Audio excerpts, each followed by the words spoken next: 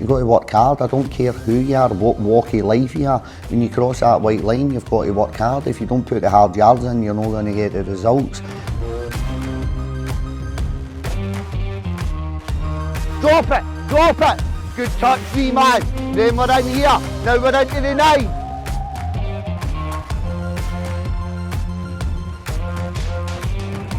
I think you're in a highly volatile market. You're working within a highly volatile, pressurised environment, so it is a difficult job.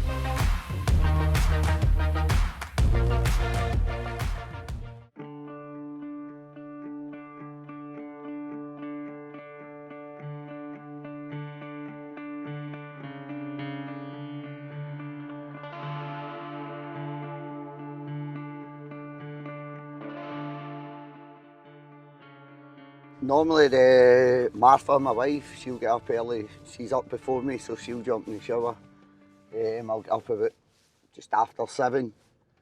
Just after 7, grab a shower, head over. I'm fairly fortunate in where I stay location-wise. It's kind of the West End of Edinburgh, centre of Edinburgh really, but to the west.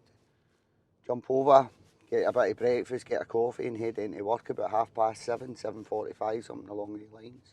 So at times, obviously, with the job I do, it's not just about being the manager of Livingston. It's probably, you're running probably more or less the football club, out with the kind of financial side of it and the administration side of it. That's John and Robert, and there's other people in the building that do a lot of good work. But the maintenance staff will be on the phone to me if there's a burst pipe at 8 o'clock in the morning and stuff like that.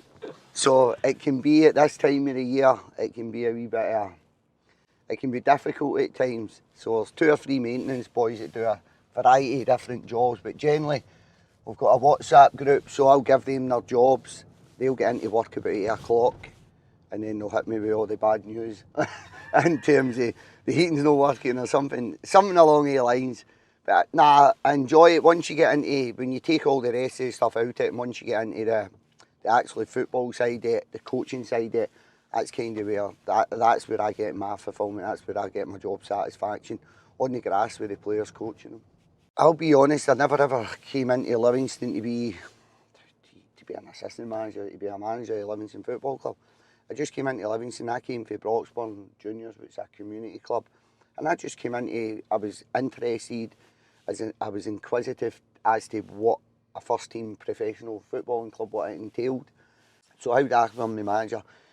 Never really, I'll be honest with you, I got offered the job before Kenny came in.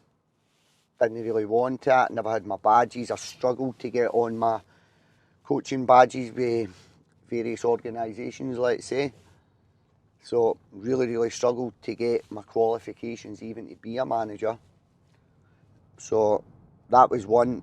I kind of went under the radar in terms of my past, was under the radar, nobody really cared about David Martindale at Livingston when we were in League One in the Championship. Wasn't really a lot of publicity. The sporadic parts of publicity there was very negative.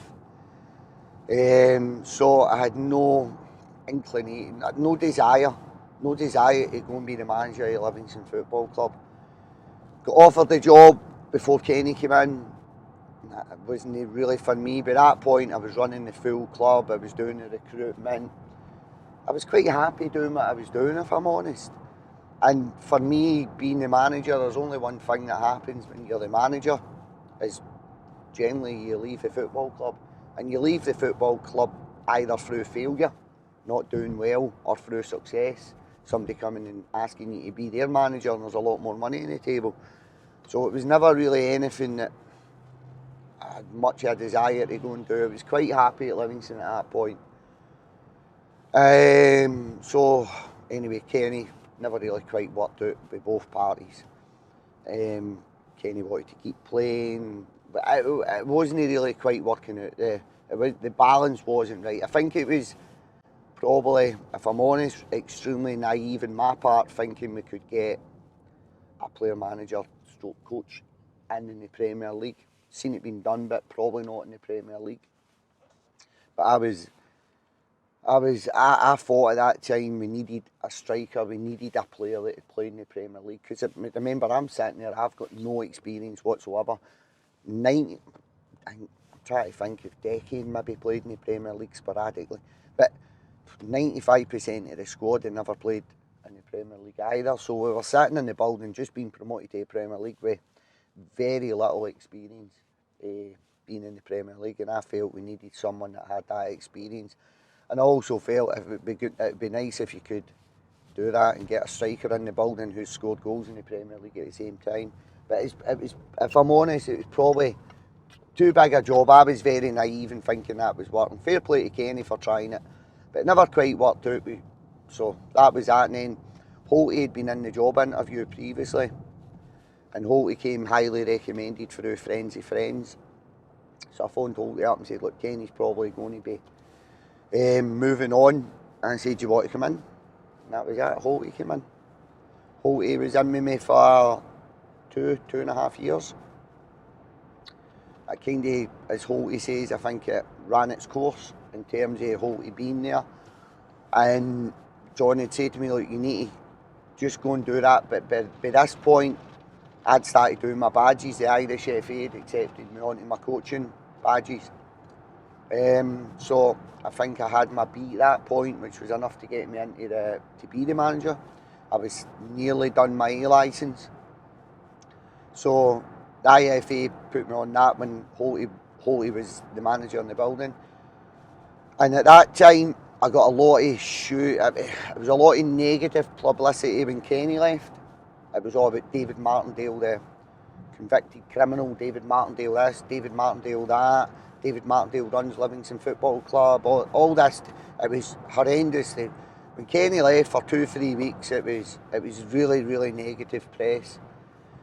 And one of the reasons I didn't want to take the job in the first place, one, my coaching badges, but we could have got round that, I think.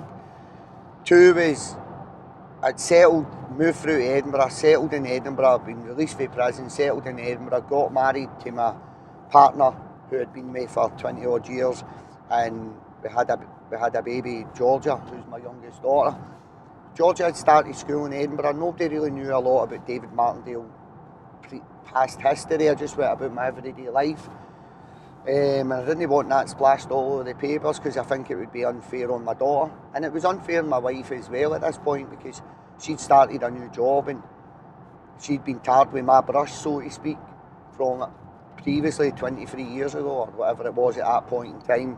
It's not 23, it's probably 14, 16 years ago. So after all the negative press with Kenny leaving the building, I never really had anything to lose because that was all out there anyway. It wasn't a great time personally in terms of press and for Martha and for people at Georgia's school at that point. So I thought I had my licence at this point, all the negative press, everything that could have been written had been written. So I thought, do you know what, I'm going to do it. I can hand in heart honestly say that when I took the job, it was unbelievable, the overwhelming support for the football community, football fans, chairman of our club, players, and even the SFA were, to be honest, they were very supportive. So, since I've took the job and when I took the job, I couldn't speak highly enough of. I think the Scottish mentality, and definitely in Scottish football, if somebody needs help, I think fans of all clubs, they all unite together, and that's what football does for people, everyone. And it was just, that was huge at that point in time. Every fan, every club, they were all hugely supportive in me getting made for wanting a better word, a fit and proper person. I got released from prison in January 2010, and I think we moved through to Edinburgh around summer 2010.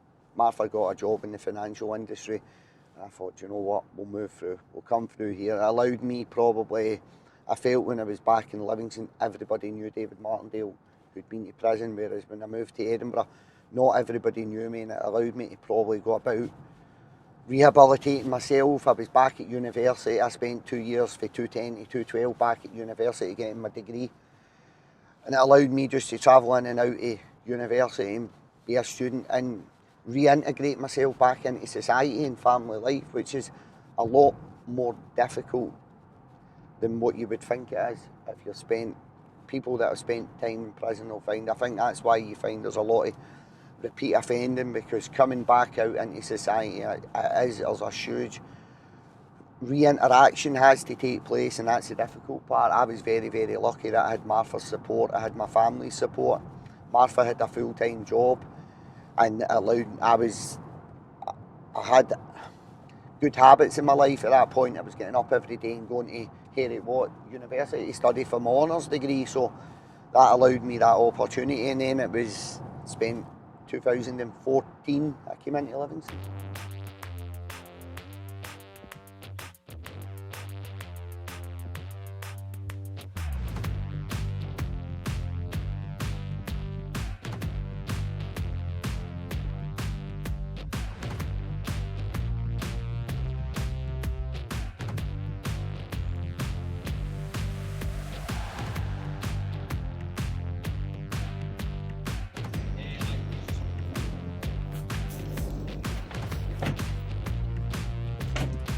It's a hybrid. Do your bit for the environment. I try, honestly, we try and do it. It's something we probably need to try and do as a club. Bring the charging stations in.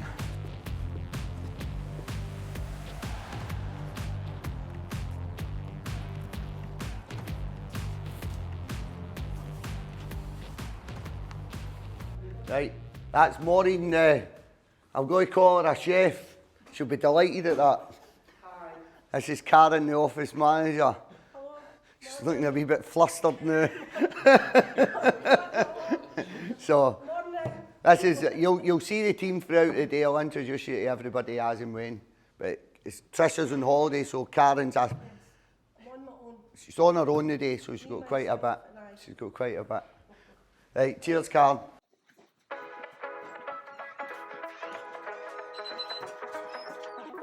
This is Maggie, the cleaner. You're on the telly, Maggie. Look, you're on the telly. Oh, hiya. Thank you very much. Appreciate it. That's Cheb, the kit man. Thank you very much. No, he's the best physio in Scotland. Spend a day in the gym with him. They're back training with me the next day. Thank you very much. No, you, him. You taking on the limelight here, mate.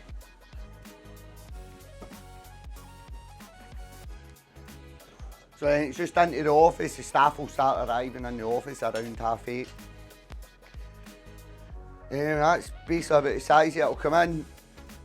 Open up the laptop, answer the 400 emails that's waiting on me, or try to answer them.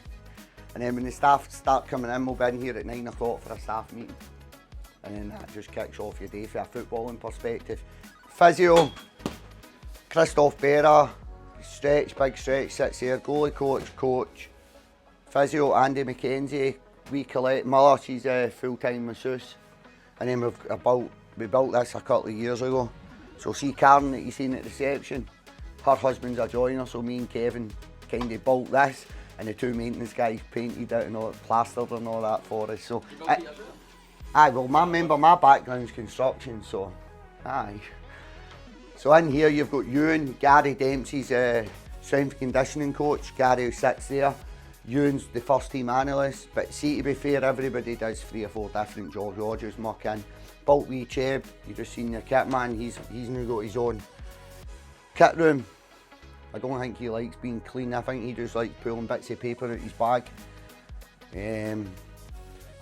This was all, I'll show you. So in here, we built first team, you use it. This doubles up as the analyst room and obviously media room on a Saturday.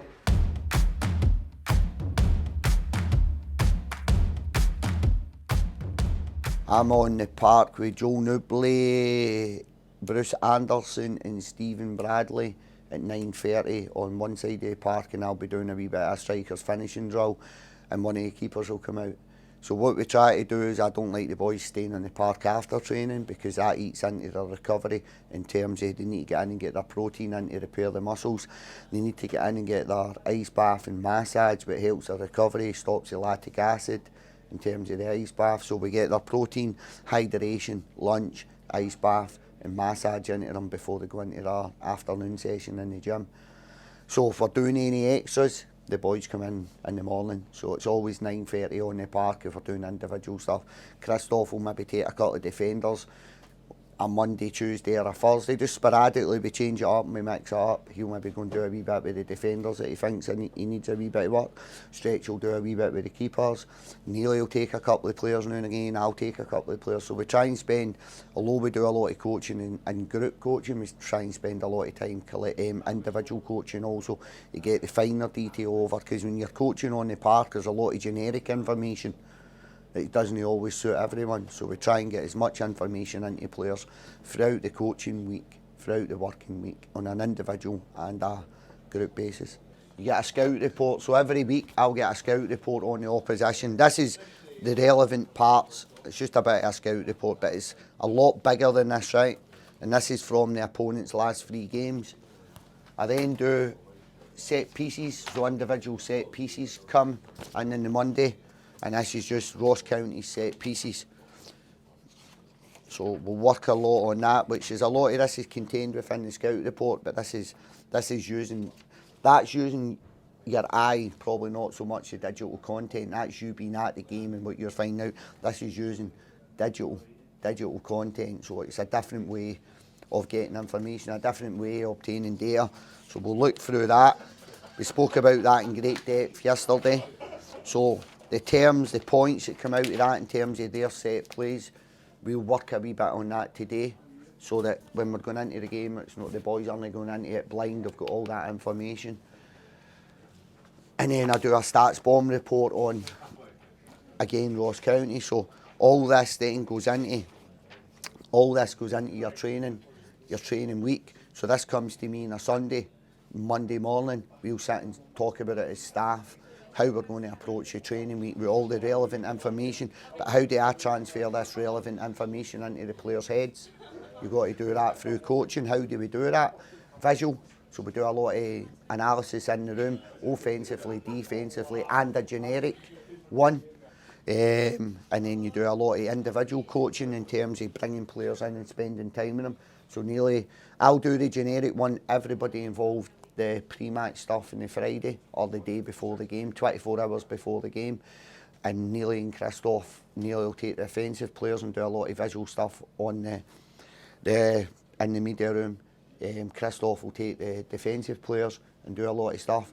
Within that, before that, during the week, we'll do a lot of one-to-one coaching on the park, and we'll do generic coaching as a group on the park, but it'll all be geared towards the information leading up to that week.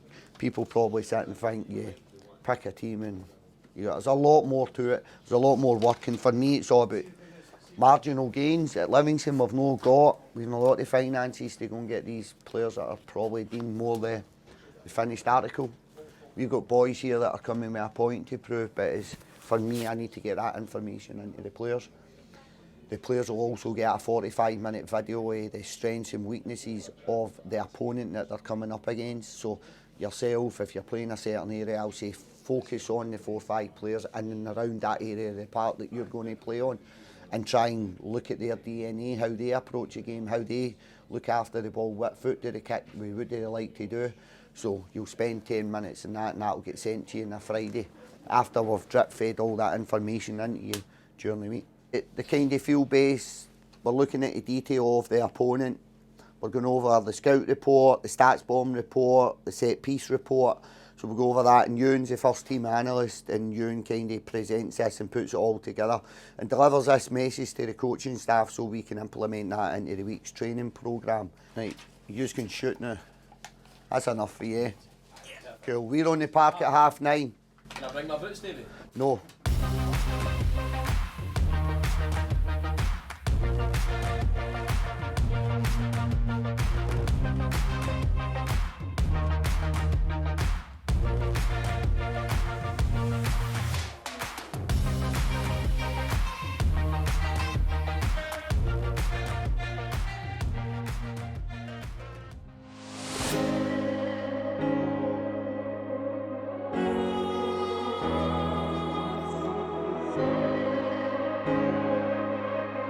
You've got to work hard. I don't care who you are, what walk of life you are. When you cross that white line, you've got to work hard. If you don't put the hard yards in, you're not going to get the results. We're up here.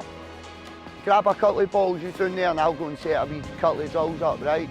Oh, he's done magnificent! Magnificent! I can't get that. Wait a wee minute. How long's that in the air? Was your hair in your eyes? No chance. That's you. You like that, Bradley, don't you? Go on, Bruce, get him.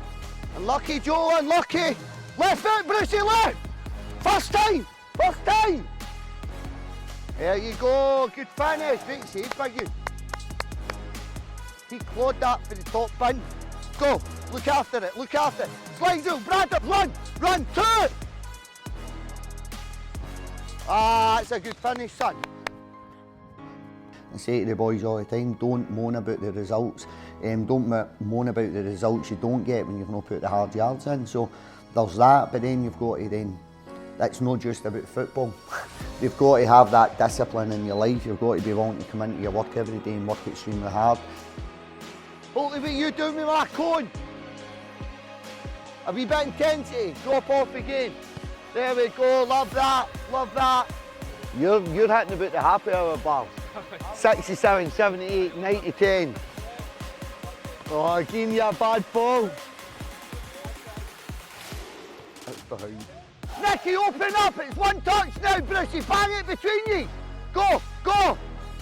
There we go. That's it, that's it. Can we join in, can we join in, can we follow it? Now we play forward. We've just beat the midfield press, the strikers press. Luigi, you need to look after that in there. You need to look after it. You must be thinking, what the fuck's going on, look at there. You've got to have that discipline in your life. You've got to be willing to come into your work every day and work extremely hard. Every day is a day to get better. It's all the old cliches, but they're so true in football.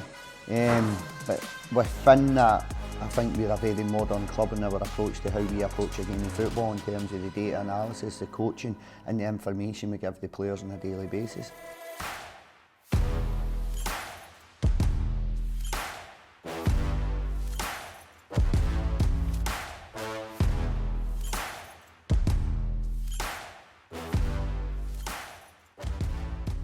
I think all managers will be much of a muchness. It's dealing with that group of players, dealing with a group of players, and it can throw up all sorts of problems every day of the week.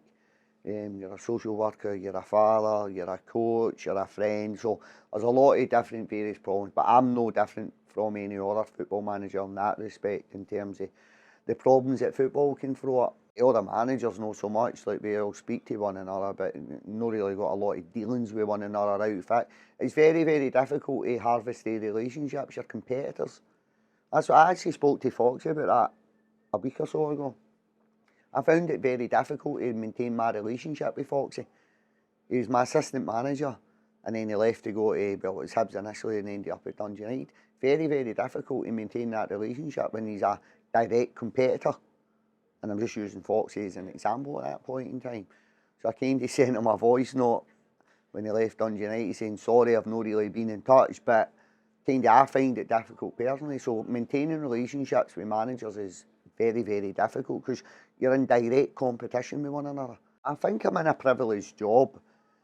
I think it's less privileged than what people actually understand, if I'm honest. I think it's one of the most pressured jobs you could probably find because everything you do is in the public domain. I think the shelf life of a manager now, I think it's becoming idiotic, if I'm honest.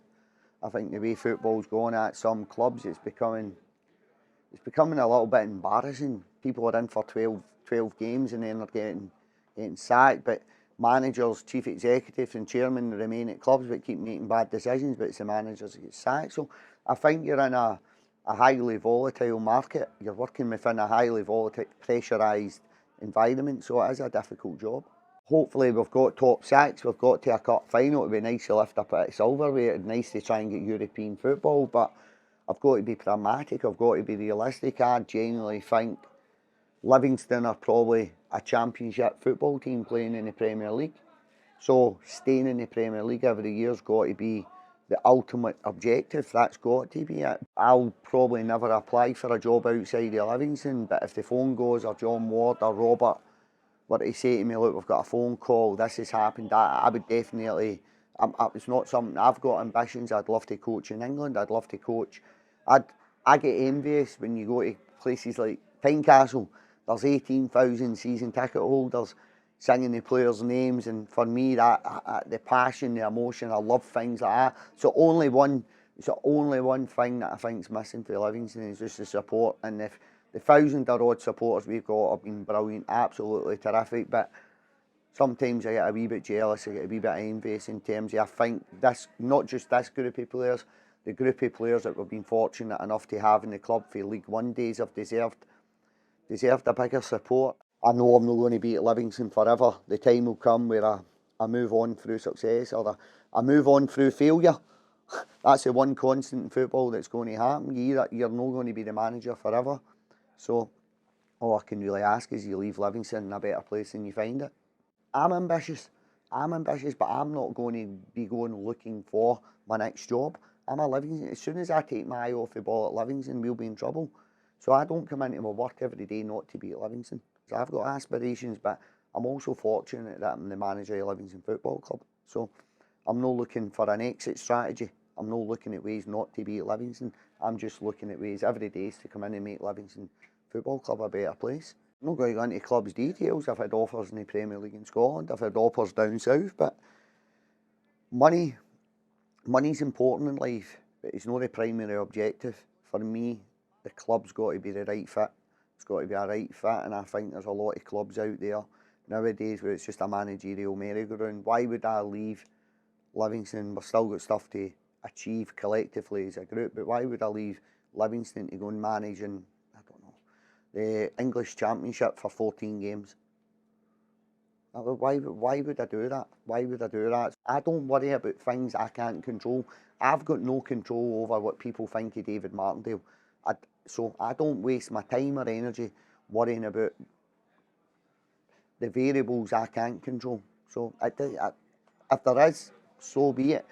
I've got a bigger wall to climb than most people. I made that wall. I've not got a problem climbing that wall. I've got more hurdles to jump over. But you know what? I've not got a problem with that.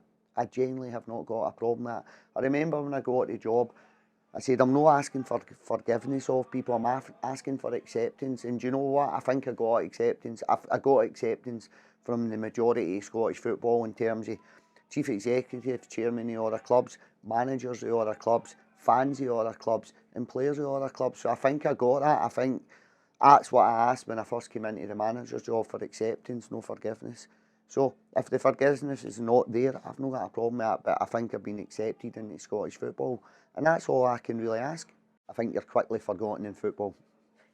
I'm telling you. I think somebody else comes in. Football's it's a machine. It just never stops and it constantly goes. And it doesn't matter. I don't think you leave any legacy. I think in a week's time, if David Martindale's not sitting in this seat and it's somebody else, I think you're quickly forgotten in football. And I just think that's football as a whole.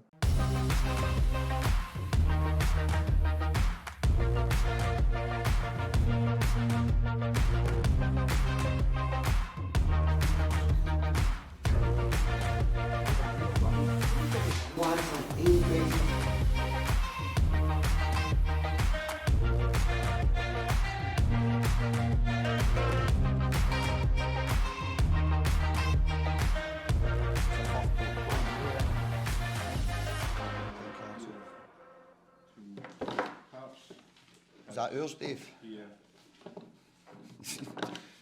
Where'd you get this? Amazon? Oh my God, that's not happening.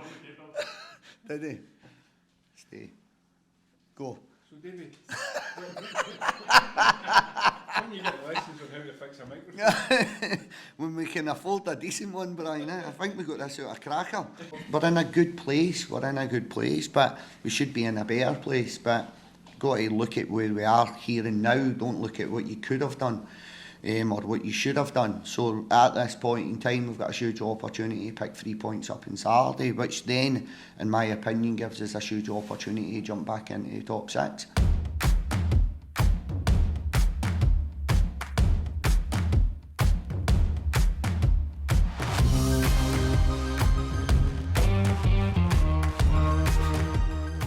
Full time here at the Tony Macaroni Arena. It has finished Livingston 2, Ross County 1, and just listen to that behind me. You can hear what this means to the Livingston fans, because this takes a giant leap towards securing top 6 football post-split for Livingston. They got the opening goal after 37 minutes, came from Joel Newbley.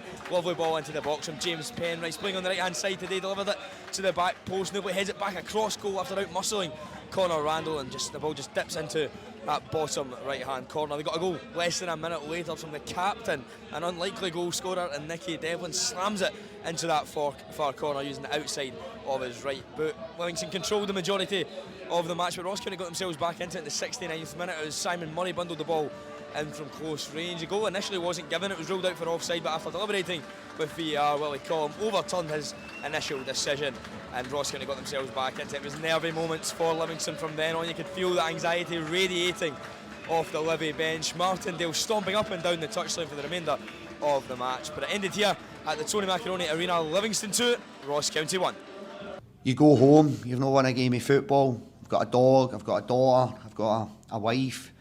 You walk in, even the dog doesn't come to see you because he knows you've been beat. So the dog's hiding under the bed. The daughter looks at the door, "Hiya Dad, you okay?" "I'm okay, darling." You try and put a brave face on, but you're devastated, you're gutted. And then you go in and my wife will be, "You okay?" And she just leaves me. She just leaves me be. And sometimes you feel like going and locking yourself in a dark room. And I was speaking about this, I don't think people actually understand the pressures of being a football manager. The sacrifices you have to make, and I'm not looking for sympathy, by the way. The sacrifices you have to make in your family life is incredible. So see when I win this game of football, the dog will come jumping out the front, and I'm being serious, the dog even knows. The dog will come jumping out, Georgia will come jumping out, Martha will come jumping out, and then it's Mother's Day tomorrow, so I think around Christmas, because we got beat 4-1 at Easter Road. No, Jason Holt ruined my Christmas. Who was the ref that day, actually? Come on, Callum, you must know. I'm not even blaming me, Holty, I'm blaming the ref, right? So he ruined my Christmas. It was Christmas Eve, beat 4-1, dropped off in the bus in the middle of Edinburgh, and I walked home feeling sorry for myself, probably ruined everybody's Christmas. So I'll try and get something booked for Martha to go and give her a half-decent Mother's Day tomorrow.